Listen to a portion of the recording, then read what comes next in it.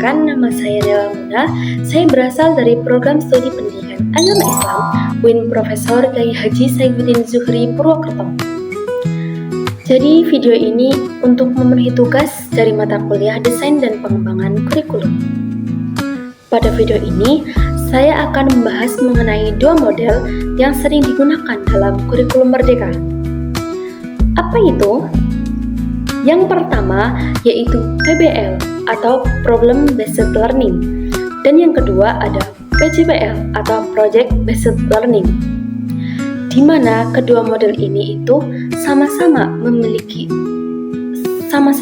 fungsi atau sama-sama membuat siswa itu aktif dalam belajar. Selain itu, fokus dua model ini juga berbeda-beda. Mari kita bahas satu-satu. Yang pertama yaitu PBL. Apa itu PBL? PBL adalah model pembelajaran yang berangkat atau yang dimulai dari suatu permasalahan, di mana nantinya itu siswa akan diajak untuk mencari penyebab dari masalah tersebut. Kemudian siswa akan diajak untuk mencari solusi yang tepat dari masalah tersebut. Adapun tujuan dari PBL ini, yang pertama yaitu untuk melatih berpikir kritis siswa, di mana ketika nantinya dihadapkan dengan suatu permasalahan, pasti akan membuat pikiran siswa itu akan dilatih untuk berpikir kritis. Dan yang kedua yaitu untuk melatih kemampuan memecahkan suatu permasalahan, karena nantinya ketika siswa dihadapkan dengan suatu permasalahan yang terus-menerus, pasti siswa itu akan terbiasa untuk memecahkan suatu masalah. Yang ketiga yaitu untuk meningkatkan kerjasama dalam kerja kelompok. Dan yang keempat yaitu untuk membiasakan siswa mencari informasi sendiri. Kemudian contoh dari PBL, misalnya terdapat suatu masalah, mengapa masih banyak siswa yang terlambat untuk datang sekolah. Dari masalah tersebut, siswa kemudian diajak untuk mencari penyebab dari masalah tersebut atau penyebab dari keterlambatan siswa untuk datang ke sekolah. Apakah karena ada hambatan di jalan atau karena ada faktor di rumah, faktor keluarga, dan lain sebagainya. Kemudian siswa diajak untuk mengumpulkan informasi. Yang ketiga, kemudian setelah mencari penyebab dari permasalahan tersebut, lalu setelah mengumpulkan informasi, kemudian siswa itu berdiskusi dalam kelompoknya. Lalu siswa itu menawarkan solusi yang tepat untuk masalah tersebut. Solusinya mau bagaimana, mau apa, dan lain sebagainya. Selanjutnya itu ada langkah-langkah dalam pembelajaran problem based learning. Yang pertama itu guru menyajikan atau memberikan suatu permasalahan yang sesuai dengan materi yang sedang diajarkan atau materi hari itu. Yang kedua, siswa itu mencari informasi terkait masalah yang disajikan oleh guru. Yang ketiga, siswa itu berdiskusi dan menganalisis masalah tersebut. Dan yang keempat, siswa itu menemukan solusi dari masalah yang sudah diberikan oleh guru. Dan yang terakhir, siswa itu diajarkan atau siswa itu mempresentasikan hasil diskusinya, baik itu nantinya di depan kelas ataupun di tempat mereka diskusi atau kerja kelompok sesuai dengan perintah dari gurunya. Adapun kelebihan atau kelemahan dari model pembelajaran PBL ini, yang pertama kelebihannya yaitu melatih kemampuan berpikir kritis siswa. Pastinya dengan memecahkan suatu masalah itu akan melatih cara berpikir kita itu untuk kritis. Dan yang kedua yaitu membantu siswa memahami masalah di kehidupan nyata. Karena kan PBL ini itu fokus utamanya itu PBL ini itu intinya itu pembelajaran dengan mengangkat suatu permasalahan di kehidupan nyata. Dengan siswa nantinya diberikan permasalahan yang ada di kehidupan nyata, siswa itu tidak kaget atau tidak kagok untuk nantinya di kehidupan nyata yang sesungguhnya. Jadi siswa itu sudah mengetahui suatu permasalahan yang ada di kehidupan nyata. Adapun kekurangannya yaitu yang pertama, membutuhkan waktu yang cukup lama. Karena mencari solusi itu kan tidak hanya serta-merta butuh waktu 1 menit, 1 jam, 2 jam begitu. Enggak cuma 1 menit, 1 jam dan lain sebagainya, tetapi bisa sampai beberapa hari. Jadi itu kekurangan dari model pembelajaran PBL ini. Yang kedua yaitu tidak semua siswa itu terlibat aktif dalam pembelajaran ini. Karena terkadang itu kan walaupun kita kerja kelompok atau kerja sama, pasti ada beberapa siswa atau anak yang tidak semua itu ikut bekerja sama. Bisa dikatakan satu itu kerja dan yang lain itu kelompok seperti itu. Jadi itu kekurangan dalam pembelajaran PBL ini. Jadi dapat disimpulkan bahwasannya fokus utama dari model pembelajaran PBL ini yaitu untuk mencari solusi dari suatu permasalahan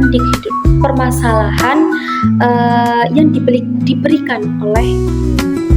Oke, setelah membahas mengenai model pembelajaran PBL atau Problem Based Learning, selanjutnya saya akan menyampaikan model pembelajaran PJBL atau Project Based Learning, di mana sudah bisa diketahui ya berdasarkan singkatan atau arti dari singkatan PJBL, yang mana Project Based Learning.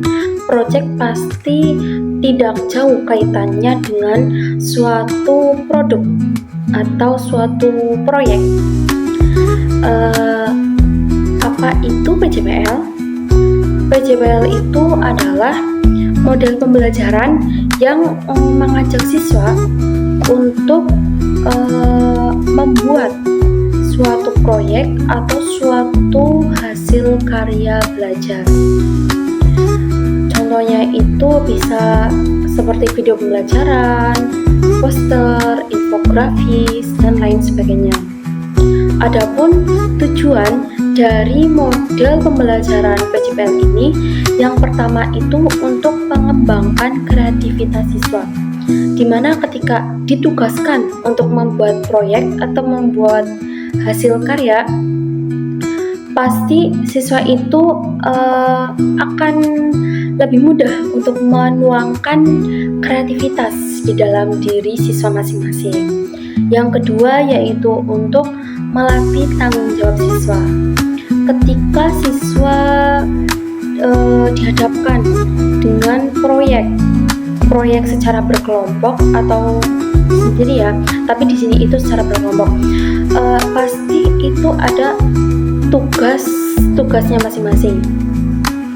Dengan adanya tugas masing-masing, maka siswa itu dilatih untuk bertanggung jawab pada tugas-tugasnya atau pada tugasnya masing-masing. Yang ketiga yaitu meningkatkan kerjasama, karena ketika siswa sering dilatih atau siswa dihadapkan pada pembelajaran dengan berkelompok, itu pasti akan meningkatkan kerjasama dalam diri siswa masing-masing. Yang keempat yaitu menghasilkan karya yang bermanfaat atau karya yang nyata, di mana karya ini atau hasil proyek ini nantinya dapat dipresentasikan atau dapat ditunjukkan kepada teman-temannya yang lain atau kepada siswa-siswa yang lain. Kemudian contoh dari PJBL atau Project Based Learning, misalnya guru memberikan tugas untuk membuat video mengenai pentingnya menjaga lingkungan. Langkah yang dilakukan siswa yang pertama yaitu menyusun rencana pembuatan video, yaitu dibuat rencana seperti langkah yang pertama atau yang dilakukan pertama kali itu apa, yang selanjutnya apa sampai langkah yang terakhir atau langkah yang terakhir dari video tersebut. Yang kedua yaitu membagi tugas dalam kelompok. Jadi nantinya dalam suatu kelompok itu siswa akan dibagi tugasnya masing-masing. Ada yang berperan sebagai siapa, sebagai apa, dan lain sebagainya. Yang ketiga yaitu melakukan pengambilan gambar atau video. Setelah tugas sudah dibagi, maka langkah selanjutnya itu untuk melakukan pengambilan video atau pengambilan gambar. Setelah dilakukan pengambilan video atau gambar, kemudian mengedit video yang sudah diambil. Dan yang terakhir itu menampilkan video atau hasil karya tersebut kepada teman-teman di depan kelas. Selanjutnya ada langkah-langkah dalam pembelajaran Project Based Learning. Yang pertama yaitu menentukan proyek yang akan dibuat. Jadi proyek yang akan dibuat itu mau seperti apa. Yang kedua yaitu menyusun rencana kerja.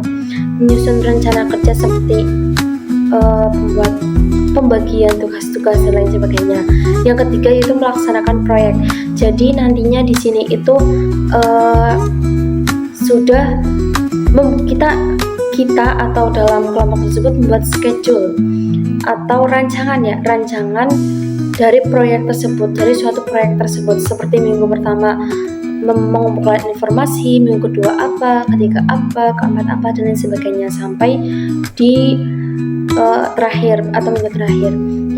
Yang selanjutnya itu menyelesaikan dan mempresentasikan proyek tersebut. Maka setelah sudah membuat schedule atau rencana atau rancangan, langkah selanjutnya itu diselesaikan sesuai dengan rancangan tersebut atau rencana tersebut. Setelah selesai maka dipresentasikan kepada teman-teman di depan kelas. Dan yang terakhir yaitu melakukan evaluasi dari hasil proyek tersebut. Apakah kekurangan dari proyek tersebut itu apa, ataupun kelebihannya itu apa, ataupun nanti terdapat masukan dan lain sebagainya. Adapun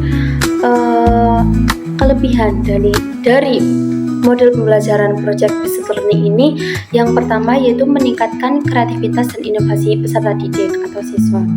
Jadi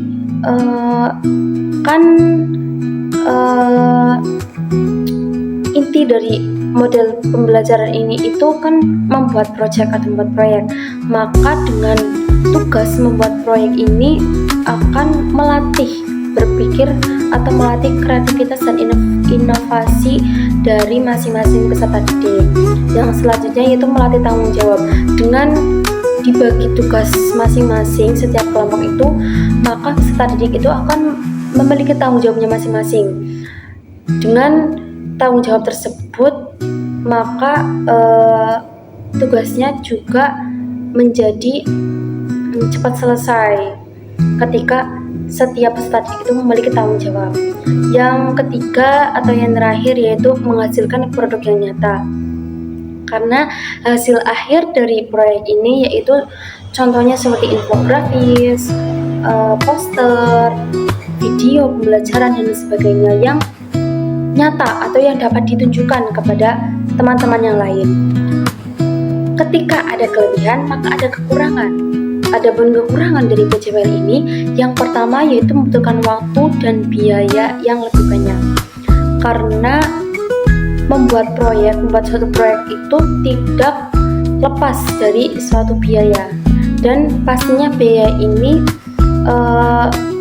tidak hanya sedikit, pasti sedikit lebih banyak atau malah agak lebih banyak seperti itu.